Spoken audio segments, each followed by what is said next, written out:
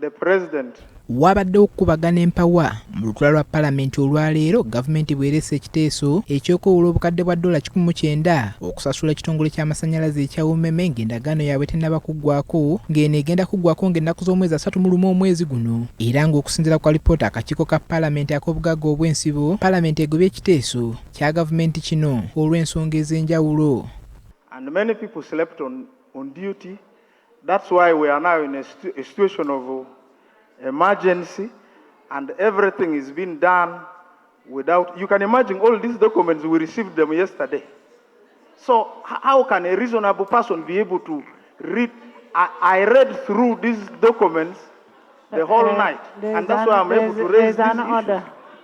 Akaleega bikyakalala kazze ku ssente entuufu ezirina okuweebwa UMEME kuba gavumenti eyagala okwewula obukadde bwa $1,900 esasula ebbanja kyokka ekitongole era kigamba nti ssente entuufu zirina okuba obukadde 127 bwokka wabula nga ssaabawolereza wa gavumenti agamba nti naye ssente entuufu gavumenti zirina okusasula UMEME tazimanyi. Is here saying that the committee accepted to pass the 127 contrary to the 190, yet the committee didn't pass any figure. Right, Honorable Speaker and members, the money we are approving as a loan is not mine, neither is it yours, but for Ugandans as a public, where the Auditor General, as a custodian, mandated to give us authenticity value for us to approve the loan, has not acquainted us with the report. I'm wondering, where are we getting the mandate to approve this loan? Ababaka bavudde mu mbeera nga bagamba nti gavumenti n'abavunaanyizibwa beebakira ku mulimu nga mu kaseera kano epapirira okusasula UMEME ne ssente z'etamanyi. That the Attorney General could respond to, because one of the opportunities we missed was to engage the Attorney General. You are aware, Article 119 mandates that the Attorney General must be part of every agreement government enters into.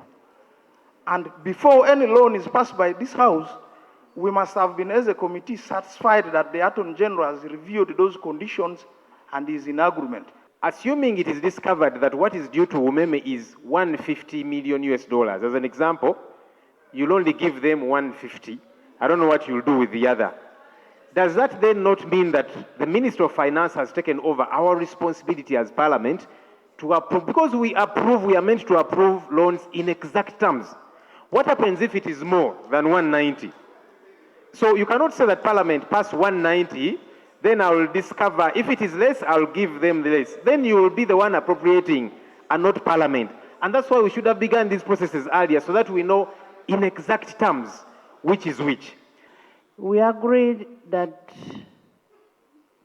before payment of any money to UMEME, it will be subjected to an audit.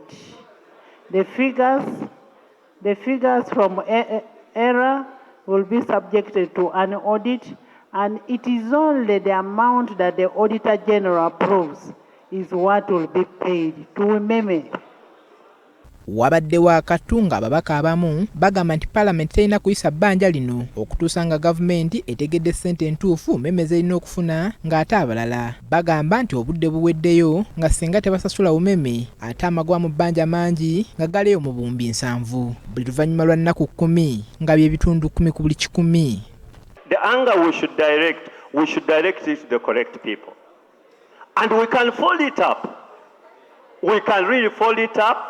Who did what, who sat on what. And we can take any decision to have those people account.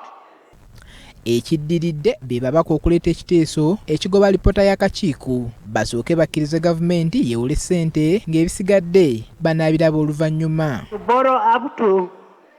Gavumenti yasazaamu endagaano yaayo n'ekitongole ky'UMEME ekyali kivunaanyizibwa kubunyisa amasannyalaze mu ggwanga eddimu n'erikwasa ekitongole kya gavumenti ki UECDL wabula nga gavumenti erina okusooka okulirira UMEME ng'ennaku z'omwezi 31 omwezi guno tezinnatuuka.